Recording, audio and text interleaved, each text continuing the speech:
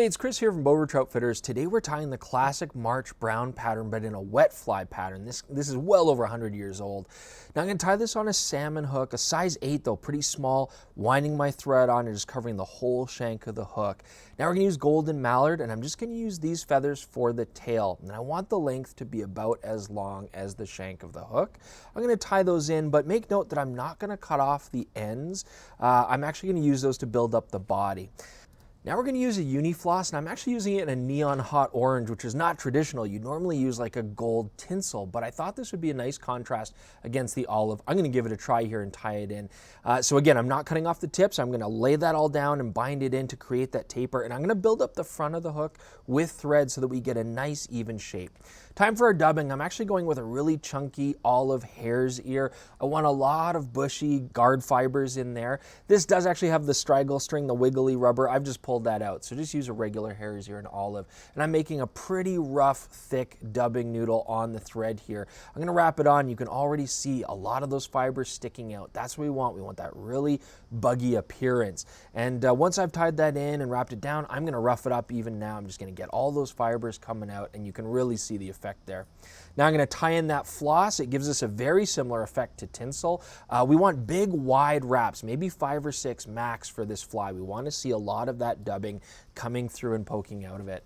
Now I'm going to take the dubbing brush again and just pull those fibers out again. We want that nice thick body. Now we're going to use natural partridge feathers, and I really do recommend that you use partridge. Mallard, they're just too long, the fibers. And when you get your partridge feather here, we want to keep the tip. I'm pulling the other fibers back, making sure it's the right size.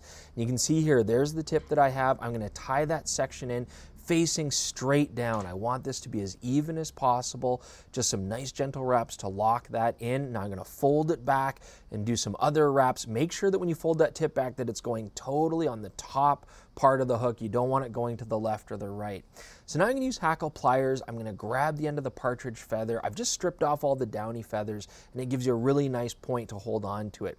Now when you're wrapping partridge, you want that concave side of the feather facing backwards, and you want to keep them aligned. So you're going to see here, I'm not going to speed it up with fast motion because I want you to see that we're pulling those fibers back using our fingers, just using a little bit of moisture, and I'm just trying to keep those feathers all behaving and always pulling them back. And as I wrap forward, I want to make sure that I don't wrap over any of the existing feathers. So just tight wraps moving forward to the eye of the hook. And then again, you can see there, pull those fibers back and wrap that partridge feather up. And you can already see it gives us a beautiful, even, this hackle, a head that's going to come out, and it gives you a lot of movement, a lot of pulsating action when you do swing this fly through fast or slow water.